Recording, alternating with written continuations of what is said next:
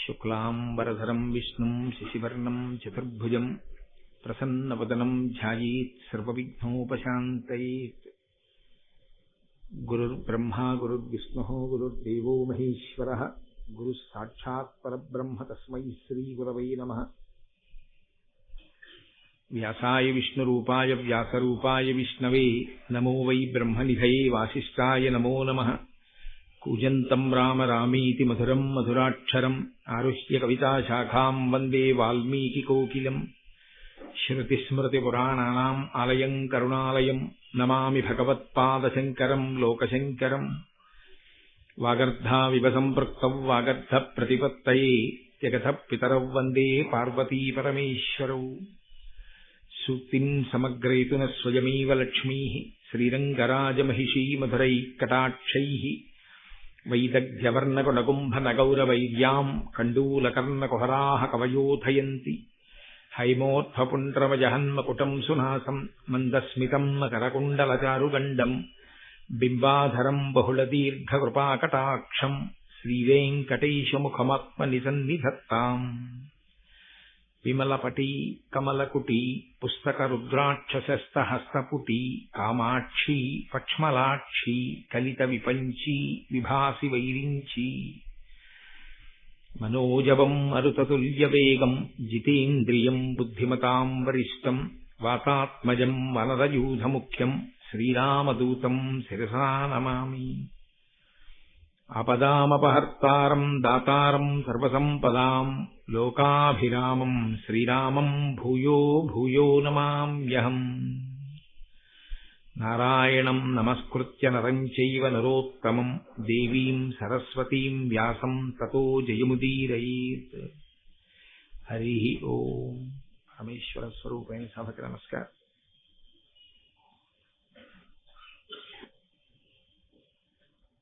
ప్రతి సంవత్సరం చేస్తున్నటువంటి ప్రసంగాలకి ఈ సంవత్సరం ప్రారంభం చేస్తున్నటువంటి మహాభారతంలోని ఆది పర్వం మీద ప్రసంగాలకి ఒక చిన్న తేడా ఉంది.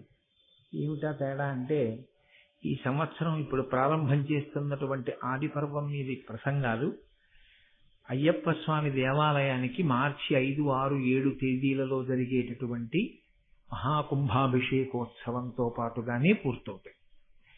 కాబట్టి మనకి ఆ కుంభాభిషేకానికి జరగవలసినటువంటి ముహూర్తాన్ని, అలాగే ఆ కార్యక్రమం ఎలా జరిగితే బాగుంటుందో దాని విధి విధానాలన్నింటినీ నిర్ణయించి తానే స్వయంగా అధ్యక్షం వహించి ఆ కార్యక్రమాలన్నింటినీ కూడా ఆయన పర్యవేక్షణలో చేయించడానికి అంగీకరించి మహానుభావుడు వేదాన్ని ఊపిరిగా భావించినటువంటి బ్రహ్మశ్రీ కృష్ణావధానులు గారు అంగీకరించి ఆ కార్యక్రమాన్నంతటినీ నడిపించబోతున్నారు.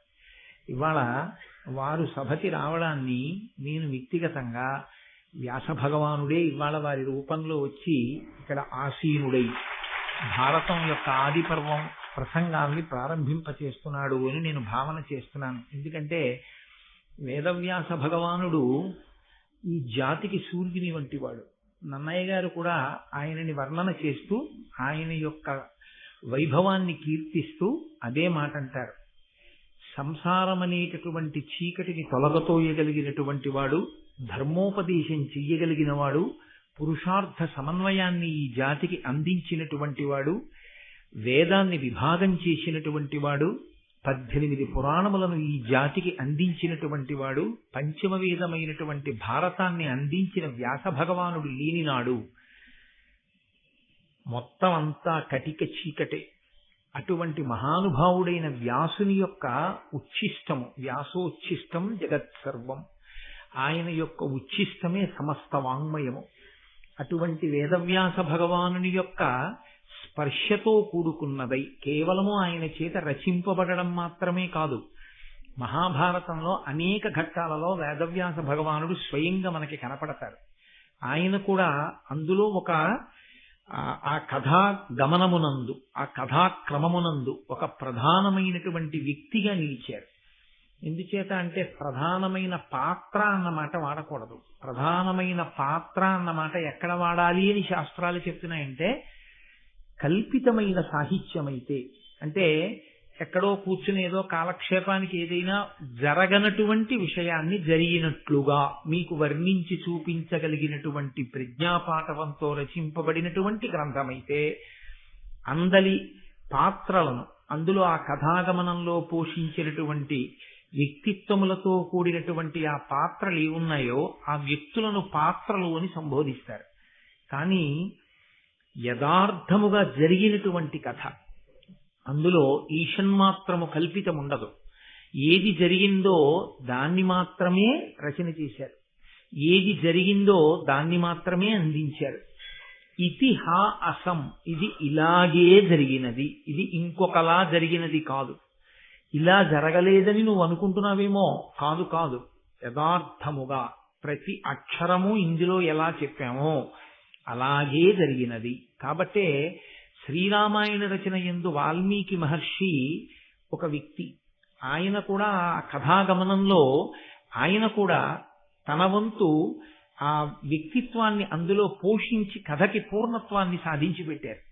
అలాగే మహాభారత రచన చేసినటువంటి వేదవ్యాసుడే మహాభారత కథాగమనమునందు కూడా ఒక గొప్ప స్థితిని పొంది ఎప్పుడెప్పుడు కథాగమనము వైక్లభ్యమును పొందుతూ ఉంటుందో అప్పుడప్పుడు ధార్మికమైనటువంటి స్థితిలో మళ్ళీ ఆ వంశముల కొనసాగింపుకి, ధర్మం నిలబడడానికి తనదైనటువంటి పాత్ర, తనదైనటువంటి కృషి, తనదైన సహాయం అందచేస్తూ ఒక వ్యక్తిగా కథాగమనంలో నిలబడినటువంటి స్థితి. అందుకే వేదవ్యాస భగవానుడు లేనినాడు అసలు మనకి మహాభారతం కాదు, వేద విభాగం కాదు, అష్టాదశ పురాణములు కాదు, బ్రహ్మసూత్రములు కాదు, ఇవి ఏవీ అందేటటువంటి అవకాశం లేదు. అందుకే గురు పూర్ణిమ అన్న పేరుతో ఆషాఢ శుద్ధ పూర్ణిమ నాడు వ్యాస భగవానుణ్ణి మనందరం పూజ చేస్తాం. అటువంటి మహానుభావుడైనటువంటి వ్యాసుడు సంస్కృతంలో మహాభారతాన్ని ఇచ్చారు. మహాభారతము అన్న మాట ఒక్క భారతానికి మాత్రమే అన్వయం. రామాయణానికి కానీ భాగవతానికి కానీ ఈ మహత్ శబ్దాన్ని ప్రయోగం చేయరు. మహారామాయణము అని కానీ మహాభాగవతము అని కానీ అనరు. ఒక్క మహాభారతము అన్న మాట దేనికంటారంటే ఒక్క భారతానికే అంటారు. ఎందువల్ల అలా అనవలసి వచ్చింది అంటే భారతము అన్న మాటలోనే భారము నిక్షేపింపబడి ఉంది. గ్రంథము భాగవతం కన్నా, శ్రీరామాయణం కన్నా చాలా విస్తృతి పొందినటువంటి స్థితిలో ఉంటుంది. అనేకమైనటువంటి శ్లోకాలు, 100,000 శ్లోకాలతో కూడుకున్నటువంటి మహోత్కృష్టమైనటువంటి ఇతిహాసము మహాభారతం. బరువుకి సంబంధించినంత వరకు అలాగే ఉంటుంది. 18 పర్వాలు. పర్వము అంటే కణుపు అని ఒక అర్థం. 18 పర్వములతో కూడుకున్నదై కొన్ని వేల మంది వ్యక్తులు అందులో కనపడుతూ ఉంటారు. ఇన్ని ఆఖ్యానములు, ఇన్ని ఉపాఖ్యానములు, ప్రతి చిన్న విషయాన్ని కూడా ఎక్కడ విస్మరించకుండా అందజేస్తాడు వ్యాస భగవానుడు. ప్రతి దాని వెనక ఒక్కటే ఆయన యొక్క ఉద్దేశ్యం స్పష్టంగా కనపడుతుంటుంది. ఈ జాతికి ధర్మాన్ని అందించాలి. భారతము అన్న మాటకి, భారతము అని ఆ గ్రంథమునకు ఉన్న పేరు వెనక ఉన్న విశేషం అదే. అది బాహ్యంలో ఎంత పెద్ద గ్రంథమో లోపల సారాన్ని పరిశీలనం చేసినప్పుడు కూడా అంత పెద్ద గ్రంథమే. అందుకే పెద్దలైన వారు ఒక మాట అంటూ ఉంటారు, అసలు మహాభారతమును విననివాడు, మహాభారతము చెప్పనివాడు, మహాభారతము చదవనివాడు విద్వాంసుడే కాడు. ఇందుచేత అంటే వేదము ఎంత గహనమైనదో, వేదము స్వరంతో ఆ మంత్రాన్ని నేర్చుకోవాలి.